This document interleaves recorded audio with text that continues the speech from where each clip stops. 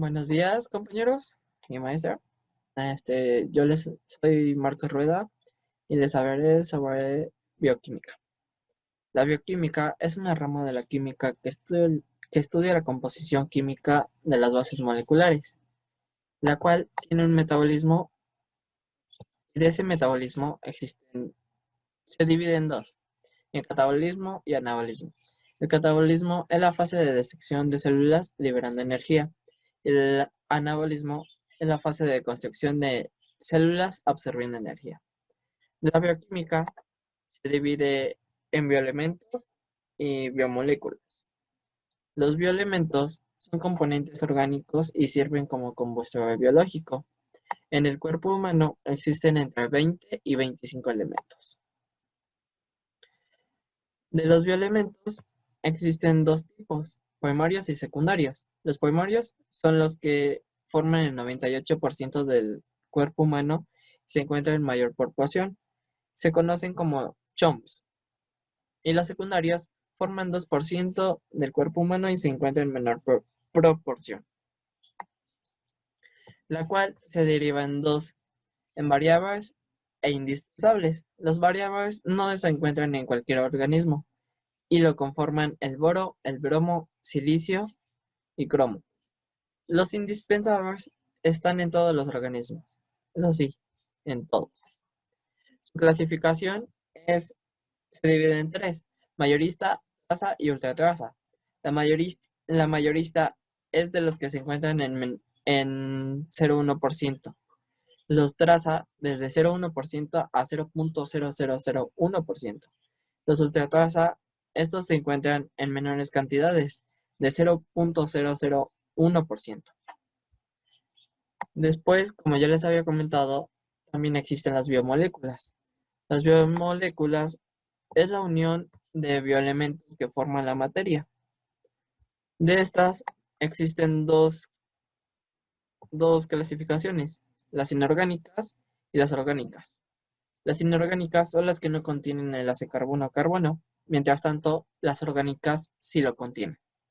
Algunos ejemplos de las inorgánicas es el agua y las sales minerales. Los carbohidratos y de las orgánicas son los carbohidratos, lípidos, proteínas y ácidos nucleicos. A continuación, mi compañera Jennifer les comentará algo más sobre el tema.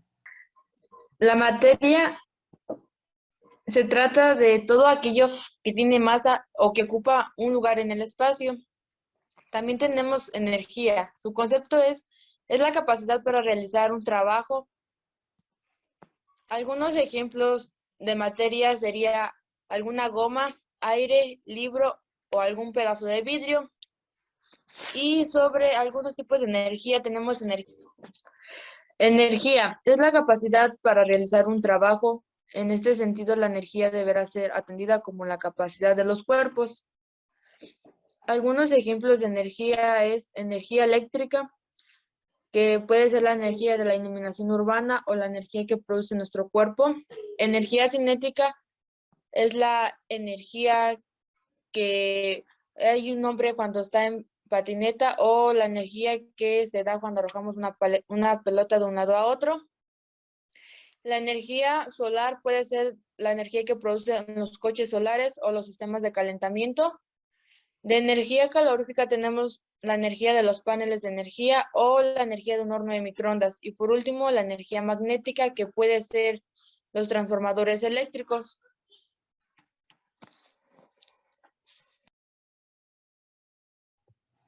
También lo que abarca la biotecnología es la composición de los seres vivos. En los seres vivos están compuestos principalmente por carbono, nitrógeno, oxígeno e hidrógeno. Pero también existen otros elementos que lo complementan, que son como el fósforo, calcio, sodio y potasio. El agua. El agua es una sustancia compuesta por dos átomos de hidrógeno y uno de oxígeno, además de encontrarse en sus estados sólido, líquido y gaseoso. Su distribución. Está distribuida en un 70% en el planeta Tierra. Esta se divide en dos, agua salada y dulce. El agua salada está en un 97%, mientras que la dulce en un solo 3%. La dulce se divide en tres: glaciares, acuíferos, ríos y arroyos. Glaciares, el 69.7%, acuíferos, 30%, ríos y arroyos, el 0.3%, lo que solo nos deja el 0.007% consumible para el ser humano y todos los seres vivos. Además, el agua compone al ser humano y todos los animales o ser vivo en un 70%. Su estructura, como se mencionó anteriormente, está compuesta por un átomo de oxígeno y dos de hidrógeno. Para unirlos es mediante los enlaces intermoleculares. La unión de moléculas de agua se da por puentes de hidrógeno. Un dato muy interesante es que presentan simetría en sus cargas. ¿Qué quiere decir? Que presentan carga positiva y negativa iguales, lo que les da una alta polaridad. El ciclo hidrológico es un cambio del estado y medio del agua. Este ciclo es súper importante para todos los seres vivos. La termorregulación es la capacidad de los organismos biológicos, en este caso el agua, de modificar su temperatura dentro de ciertos límites. Las fuerzas de cohesión son las fuerzas que atraen y mantienen unidas las moléculas, mientras que la tensión superficial es la cantidad de energía necesaria para aumentar el volumen de superficie por unidad de área. Un ejemplo de tensión superficial es cuando los mosquitos se paran sobre el agua y no se hunden. Lo que ocurre ahí es la tensión superficial. Cabe mencionar que las fuerzas de cohesión y adhesión se mantienen equilibradas con las fuerzas de gravedad. La capilaridad es la capacidad que tiene el agua de subir y bajar dentro de un tubo capilar, y esta depende de la tensión superficial y la cohesión. Decimos que el agua es el disolvente universal por su alta polaridad. Todas aquellas sustancias que se pueden disolver en el agua se llaman hidrofílicas y las que no son llamadas hidrofóbicas. Los carbohidratos también son llamados hidratos de carbono. Son los azúcares, almidones y fibras que se encuentran en una gran variedad de alimentos, como son las frutas, los granos, las verduras y productos lácteos. Se llaman hidratos de carbono ya que a nivel químico contienen carbono, hidrógeno y oxígeno. Son uno de los grupos de alimenticios básicos y son importantes para llevar una vida saludable. Los hidratos se clasifican de acuerdo a su complejidad. Están los simples, que son los carbohidratos o también llamados monosacáridos. Son unidades o moléculas simples que al unirse forman carbohidratos más complejos, y pues estos son la glucosa, la ribosa, la xilosa, la galactosa y la fructosa. Y pues al consumir una porción de carbohidrato, esta molécula más compleja se irá descomponiendo a nivel del tracto gastrointestinal hasta llegar al intestino en forma de monosacárido para poder ser absorbido. También están los complejos, que los carbohidratos complejos o polisacáridos pues son aquellos que contienen más de 10 unidades de monosacáridos, formando estructuras moleculares complejas que pueden ser lineares o ramificadas. Clasificación de los carbohidratos. Tenemos distintas formas de clasificar los carbohidratos. Primero encontramos la forma general, la cual está dividida en simples y complejos. En los simples encontramos los monosacáridos, la cual consta de una sola molécula, que sería un monosacárido. También tenemos los complejos. Aquí encontramos los oligosacáridos, que consta de 2 a 9 monosacáridos, y los poligosacáridos, que consta de 10 o más monosacáridos. También tenemos la clasificación por su grupo funcional. Tenemos las aldosas y las cetosas. Las aldosas es cuando el grupo funcional tiene un extremo a un grupo aldehído. Y en las cetosas tenemos una cetona al extremo de la cadena del carbohidrato. También tenemos la clasificación por el número de carbonos. Aquí varía la denominación dependiendo del número de carbonos, y por lo general termina en osa. Por ejemplo, para 3 carbonos, triosa; para 4 carbonos, tetrosa; para 5 carbonos, pentosa; o para 6 carbonos, hexosa. Y así sucesivamente, dependiendo del número de carbonos con el que cuente la cadena. Isómeros. Con isómeros nos referimos a dos o más compuestos que tienen la misma fórmula química, pero tienen diferente posición de átomos o diferente, podría decirse, estructura.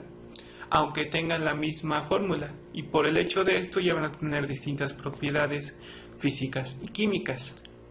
Estos se pueden clasificar en antiómeros y epímeros. Los enantiómeros cuentan con un carbono quiral y podría tomarse como referencia a que son imágenes o espejos no superponibles. Los epímeros son moléculas que cuentan con una diferente configuración en su centro estereogénico, específicamente en el carbono 2, 3 y 4.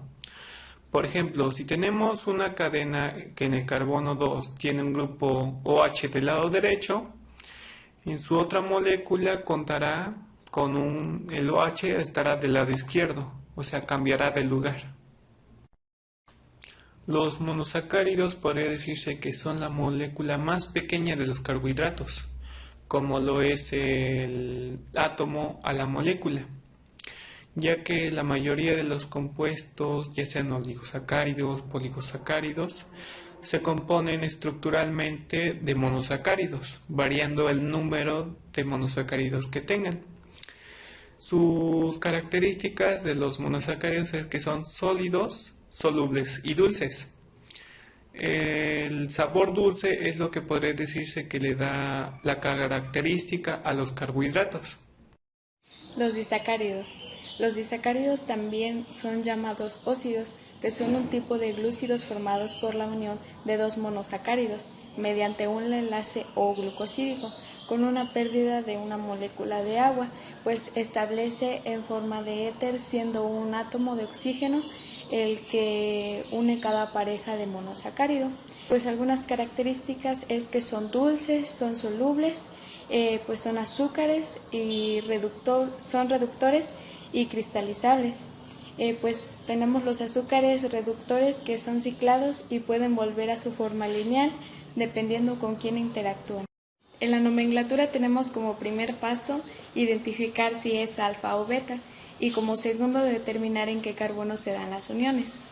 Los polisacáridos son más de 10 monosacáridos y sus principales características son que no se cristalizan, son dulces y son poco solubles. Tenemos la función por enlace que es alfa, que son moléculas de reserva energética, y beta, que son moléculas estructurales. La clasificación está en homopolisacáridos, que es donde se repite un solo tipo de monosacárido como el almidón, el glucógeno, la celulosa y la quitina, y el heteropolisacáridos, que es donde se repiten dos tipos de monosacárido, y pues ahí se encuentra la pectina, la celulosa y el agar. El metabolismo de los carbohidratos. Los principales carbohidratos presentes en los alimentos son la lactosa, la cual consumimos en un porcentaje del 1 al 100% durante la infancia, el almidón, el cual consumimos en un porcentaje del 60 al 70% después de la infancia, y la sacarosa, la cual la consumimos en un porcentaje del 60 al 70% también después de la infancia. Existen varias rutas importantes en el organismo para metabolizar los carbohidratos, y en la mayoría el punto de partida principal siempre es la glucosa, la cual es una ruta metabólica de los carbohidratos y necesita de 10 reacciones enzimáticas, las cuales forman la glucólisis. Esta tiene como objetivo la producción de un piruvato, y este a su vez puede construir o sintetizar la glucosa por medio del proceso de gluconeogénesis, la cual se lleva a cabo en el hígado. La glucólisis son reacciones que oxidan y degradan a la glucosa para obtener un piruvato. Puede ser aerobia o anaerobia, todo esto dependiendo si el proceso requiere o no oxígeno. Cuando el proceso sea con oxígeno, se va a requerir del acetil-CoA. Cuando sea sin oxígeno, va a ser el ácido láctico.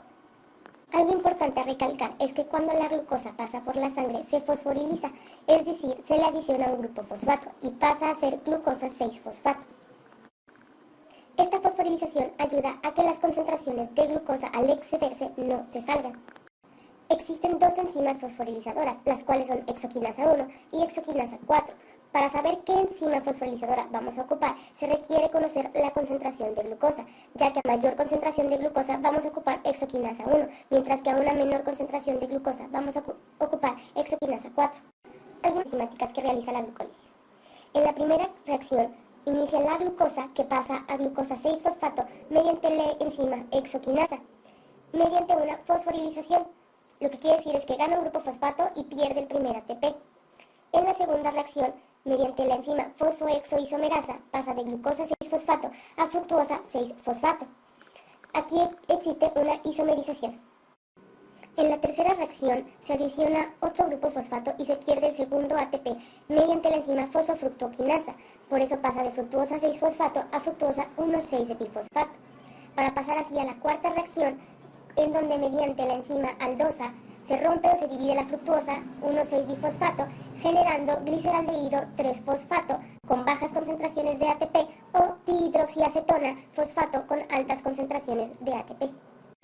Entonces, en la cuarta reacción obtenemos dos productos, y de estos dos productos pasamos a 2-gliceraldehído 3-fosfato mediante la enzima trifosfato isomerasa. Aquí existe una isomerización para obtener dos moléculas exactamente iguales. En la sexta reacción pasamos de 2-gliceraldehído 3-fosfato a 1,3-bifosfoglicerato mediante la enzima gliceraldehído 3-fosfato deshidrogenasa. Aquí también se le une un fosfato inorgánico en el carbono 1 y es una reacción de deshidrogenización. Y también existe liberación de energía. Posterior a esto, en la reacción 7 pasamos de 1,3-bifosfato mediante la enzima fosfogliceratoquinasa. Aquí un grupo fosfato se une a un ADP y un ADP más el glicerato nos da como resultado ATP. Entonces en la séptima reacción se gana el primer ATP. A partir de ahora van a existir casi dos productos de cada reacción. Entonces, en la octava reacción pasamos de 3-fosfoglicerato mediante la enzima fosfoglicerato mutasa, la cual cataliza y cambia de lugar carbono 3 a carbono 2 y obtenemos como producto 2-fosfoglicerato. En la novena reacción, mediante la enzima enolasa, pasamos a fosfenol piruvato. Aquí ocurre otra deshidratación y existe la unión del grupo fosfato con ADP. Como anteriormente ya lo habíamos dicho, obtenemos un ATP. Finalmente, la décima reacción es de fosfenol piruvato a piruvato. Ya obtuvimos el piruvato mediante la enzima piruvato quinasa. Para finalizar, algo importante que se debe aclarar dentro de estas reacciones es que de la reacción 1 a la 5 es la fase de preparación y de la 5 a la 10 inicia la fase de remuneración. En la fase de preparación nosotros perdemos 2 ATPs en la reacción 1 y en la reacción 2. En la fase de remuneración se ganan 2 ATPs en la reacción 7 y se vuelven a ganar 2 ATPs en la reacción 10. La carga neta final es de 2 ATPs y 2 NAD reducidos. En total tenemos 6 ATPs, ya que un NAD reducido es igual a 2 ATPs. El ciclo de Krebs, o también llamado el ciclo del ácido cítrico, es una ruta metabólica que estará ocurriendo durante la respiración celular. Este, al ser un ciclo, estará repitiéndose constantemente dentro de la célula. Cuenta con 9 pasos, empezando por acetil-CoA y terminando por este mismo. Este al final contará con una carga neta de 3-NADH, un GTP o ATP y un FADH2. Lípidos son biomoléculas orgánicas formadas básicamente por carbono e hidrógeno, sin proporción menor de oxígeno. Tienen un grupo OH y átomos de hidrógeno. Están formados por ácidos grasos y la unión de un grupo carboxilo. Propiedades físico-químicas. Insolubles. No se disuelven en agua, pero sí en compuestos orgánicos como alcohol, éter y benceno. Punto de fusión. Dependerá de la longitud e insaturaciones de cadena y viceversa. ¿Qué es una insaturación? Son aquellos que presentan dobles o triples enlaces. Esterificación. Los ácidos grasos crean ésteres al unirse con un grupo alcohol de otra molécula. Cabe recalcar que los ácidos grasos son superabundantes e importantes en los lípidos. Saponificación. Tienen la función de crear jabones. Autooxidación. Pueden oxidarse espontáneamente, dando como resultado un aldehído. Funciones. Energética. Produce mayor energía respecto a carbohidratos, pero su metabolismo es más lento. Reserva. Almacenarse. Lo que comúnmente conocemos como grasa corporal. Termoaislante. Protección del frío. Un claro ejemplo de esto es cuando los osos polares hibernan, que pierden casi el 20% de su grasa corporal, y esto los protege del frío. Estructural. Constituyen las membranas celulares. Hormonal. Hormonas sexuales. como esteroides. Electroaislante. Son importantes para transmitir información a diferentes velocidades. Protectora, cubrir. Un claro ejemplo de la función protectora es en las plantas o las aves, que cuando llueve no se mojan o absorben el agua, simplemente se resbala. También es un claro ejemplo sobre cómo el agua es insoluble en lípidos, simplemente no se puede absorber, se resbala. Las largas hidrocarbonadas lineales están formadas por un grupo carboxilo terminal. Tienen números pares de átomos de carbono del 2 al 25 y se clasifican en saturados e insaturados. Los saturados tienen enlace simple, temperatura de fusión elevado y se presentan en estado sólido. Un ejemplo sería la manteca. También son malos para la salud. Los insaturados tienen enlace doble o triple, provocan inclinaciones o codos, tienen temperatura de fusión baja y estos son buenos para la salud. La estructura de los ácidos grasos es anfipática. Esto quiere decir que son moléculas que están presentes en un extremo hidrofílico y que son solubles en agua y están presentes en una zona polar y en una zona apolar. Se clasifican en saponificables e insaponificables. Los saponificables son aquellos que contienen ácidos grasos, por lo tanto producen jabón. Se dividen en simples y complejos. Los saponificables simples son los acilglicéridos, que son grasas simples formadas por glicerina y se llaman monoacilglicéridos, diacilglicéridos y triglicéridos. Por otra parte, las ceras son ésteres de ácidos grasos. Pueden tener cadenas de hasta de 36 carbonos, unidos con alcoholes, y su principal función es impermeabilizante y protector de los animales. Los saponificables complejos son los fosfolípidos, con función estructural y detergente, constituidos por ácidos grasos más grupo alcohol más grupo fosfato. Los esfingoglucolípidos se dividen en esfingofosfolípidos, que son la unión de un grupo fosfato y resulta esfingomielina. Y los esfingoglucolípidos es la unión de azúcares, que dependerá si se trata de un monosacárido o un oligosacárido. Los insaponificables no contienen ácido graso, por lo tanto no producen jabón, y se clasifican en esteroides y terpenos. Los esteroides son derivados del núcleo y se componen de vitaminas y hormonas. Poseen 17 átomos de carbono y los terpenos son derivados del isopreno. Tienen un hidrocarburo de 5 átomos de carbono y son derivados del metil-butadieno.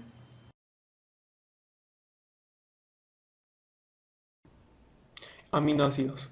Los aminoácidos son un grupo de moléculas orgánicas las cuales se combinan para formar proteínas.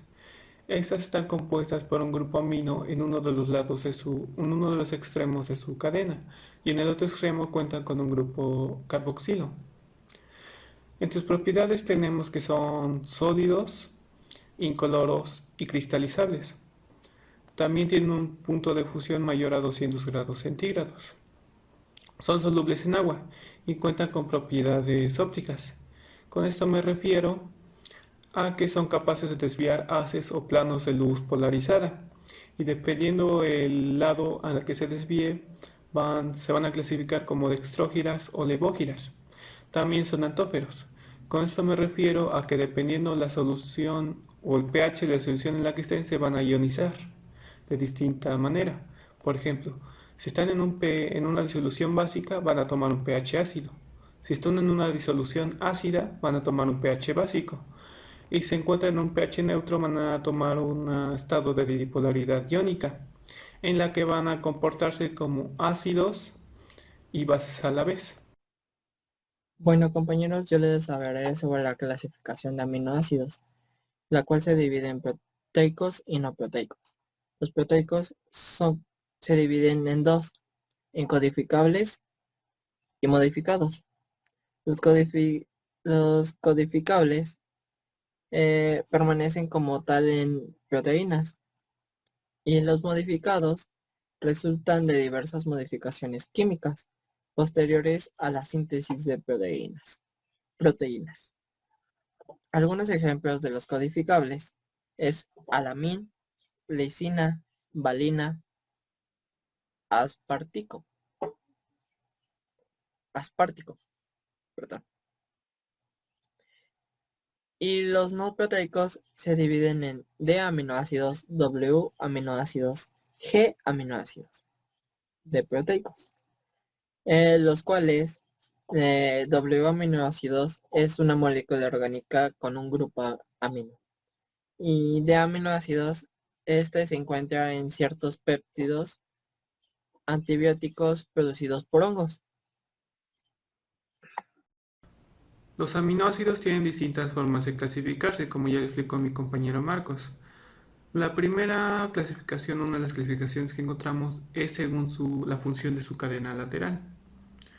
Aquí encontramos los aminoácidos neutros o alifáticos, los aminoácidos aromáticos, los hidroxiaminoácidos, los tiaminoácidos, los aminoácidos, los aminoácidos dicarboxílicos y sus amidas y los dibásicos. En esta clasificación vamos a encontrar los 20 aminoácidos principales repartidos según la característica de su cadena. Funciones de los aminoácidos.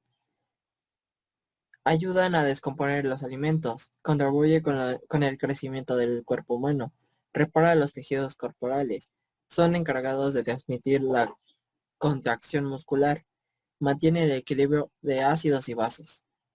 Enlace peptídico es un enlace de tipo amido entre el grupo amino NH2 de un aminoácido y el grupo carboxilo COH de otro aminoácido.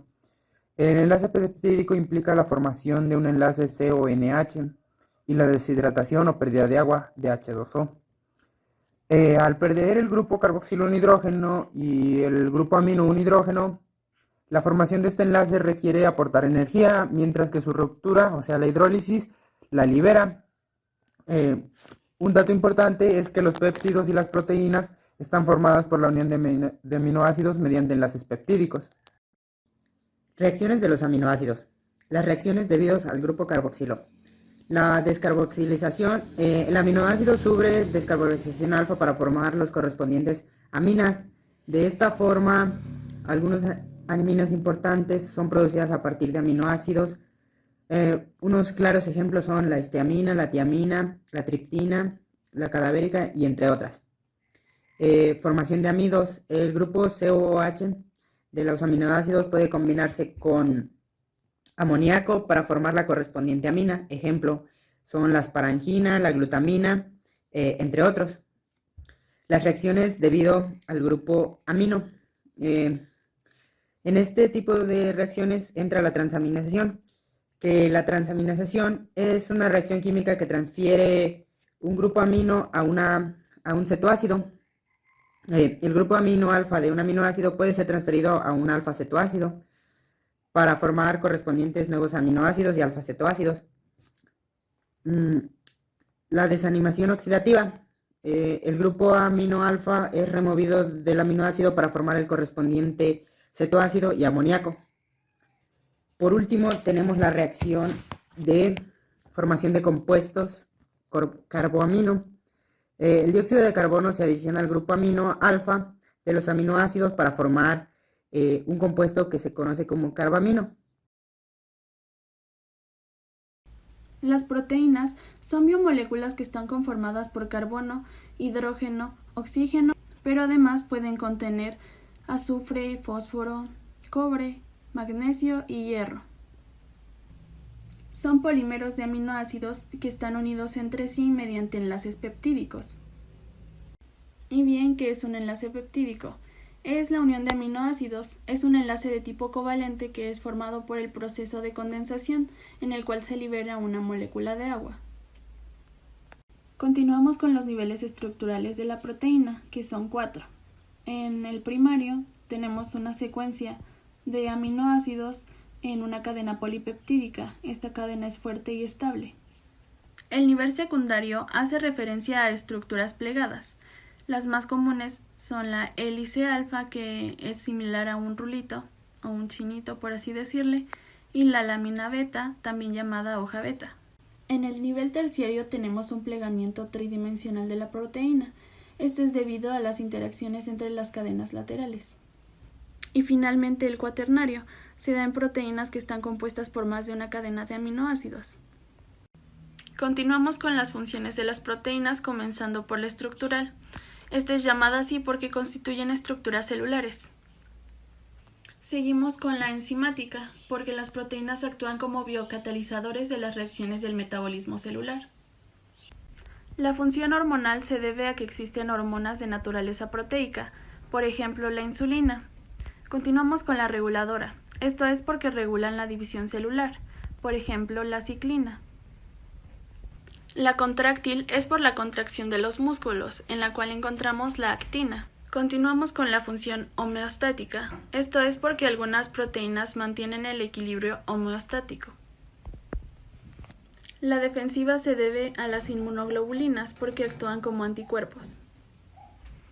La función de transporte es debida al transporte de oxígeno en la sangre, en los músculos, al transporte de lípidos por la sangre y al transporte de electrones. Continuamos con la de reserva. Esta es debido a que son una reserva de aminoácidos y finalizamos con la energética. Esta es porque las proteínas nos aportan 4 calorías por gramo. Ahora, ¿cómo se clasifican las proteínas? Bueno, pues se clasifican por su forma, por su estructura y por su grupo prostético.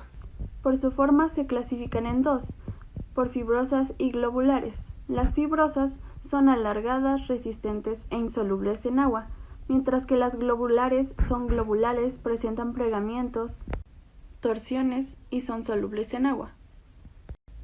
Por su estructura o nivel estructural, que son las que vimos anteriormente, que es primarias, secundarias, terciarias y cuaternarias, y finalmente por su grupo prostético, que son simples y conjugadas. Las simples, al ser hidrolizadas, producen aminoácidos, y las conjugadas, al ser hidrolizadas, producen aminoácidos y sustancias no proteicas. La digestión parcial de las proteínas se lleva a cabo en el estómago, donde interviene la enzima peptinasa. De ahí se va al páncreas, donde el jugo pancreático proporciona enzimas como tripsina y quimotripsina, las cuales continúan con el proceso. Posteriormente se va al intestino delgado, donde se completa la digestión de proteínas en aminoácidos, y continúa en el hígado, donde se absorben y degradan las proteínas en el torrente sanguíneo. Finalmente, el aparato excretor desecha las proteínas que no fueron degradadas. Las proteínas y su importancia en la nutrición y la medicina. Las proteínas son macromoléculas, las cuales desempeñan el mayor número de funciones en las células de los seres vivos. Pues ellas van a formar parte de lo que es la estructura básica de lo que son los tejidos, como pueden ser los músculos, los tendones, las uñas, la piel, etc. Y pues durante todos los procesos de crecimiento y desarrollo crean, reparan y mantienen los tejidos corporales, pues además van a desempeñar funciones metabólicas, actuando como enzimas, hormonas, anticuerpos, reguladoras, y pues también el transporte de oxígeno, el transporte de grasas en la sangre, la eliminación de materiales tóxicos, regulación de vitaminas liposolubles y minerales.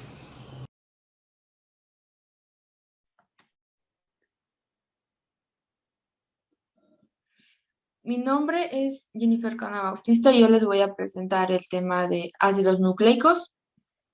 ¿Qué son los ácidos nucleicos? Son portadoras de información genética y son responsables de su transmisión hereditaria, ya que también forman largas cadenas y son polinucleótidos.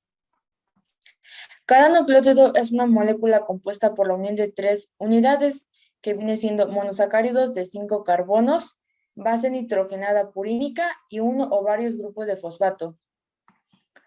Los ácidos nucleicos son grandes moléculas formadas por la repetición de un monómero llamado nucleótido. También almacenan información genética de los organismos vivos. Y ya que cada nucleótido es un ensamblado de 3 componentes, que es bases nitrogenadas purínicas, bases nitrogenadas pirimínicas y bases nitrogenadas isealosacínicas. De acuerdo a la composición química, los ácidos nucleicos se clasifican en ácidos desoxirribonucleicos, que es ADN, y en ácidos ribonucleicos, que es ARN. De hecho, sabemos que los ácidos nucleicos constituyen el depósito de información de todas las secuencias de aminoácidos de todas las proteínas de las células. Existen 2 tipos de ácidos nucleicos, como se los mencioné anteriormente, que es ADN y ARN. Las bases nitrogenadas de ADN son adenina, guanina, citosina y timina y forman cadenas dobles. Del ARN son adenina, guanina, citosina y uracilo, que forman cadenas sencillas.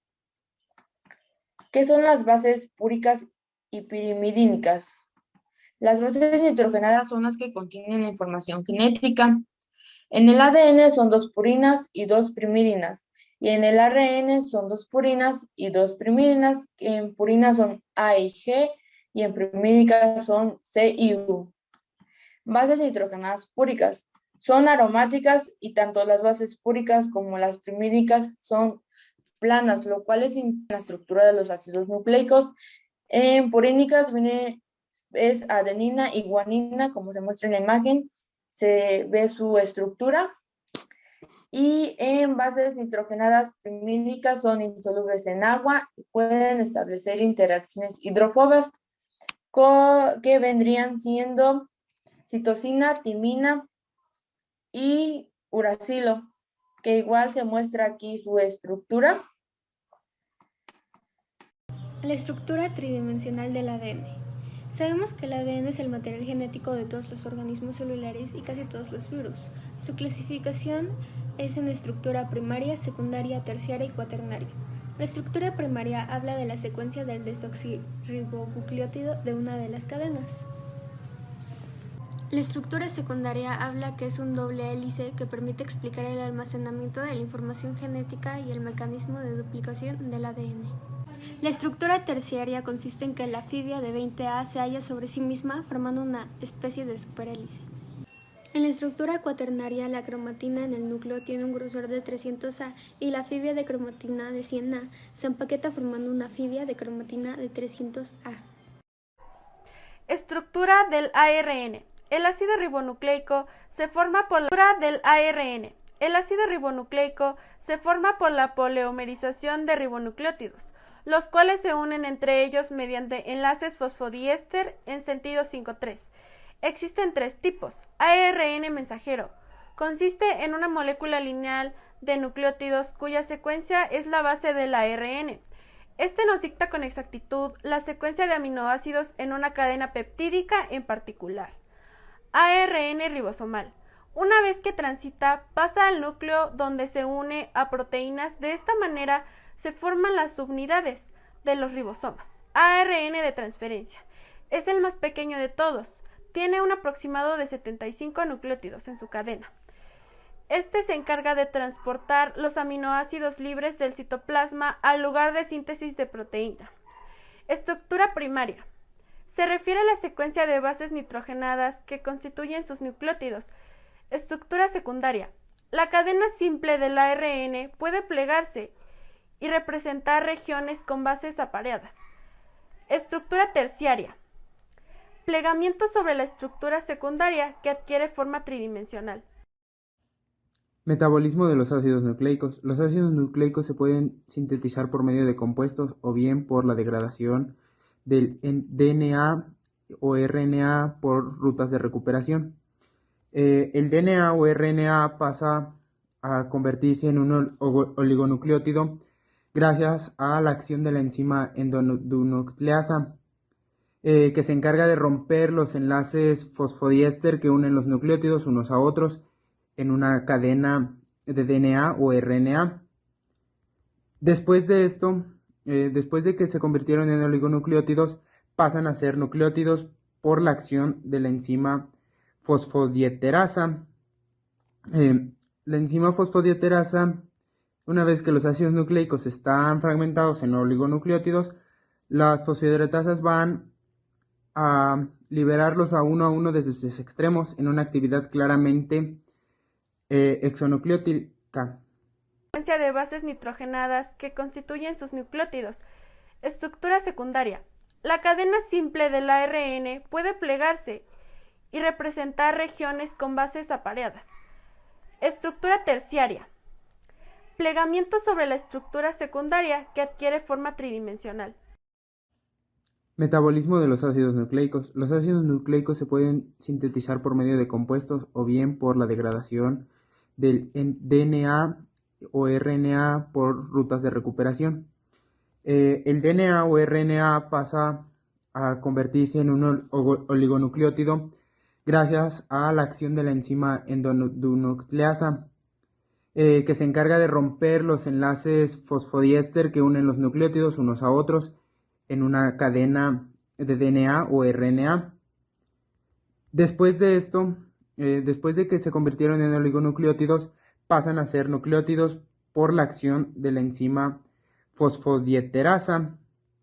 La enzima fosfodiesterasa, una vez que los ácidos nucleicos están fragmentados en oligonucleótidos, las fosfodiesterasas van a liberarlos a uno de sus extremos en una actividad claramente exonucleótica.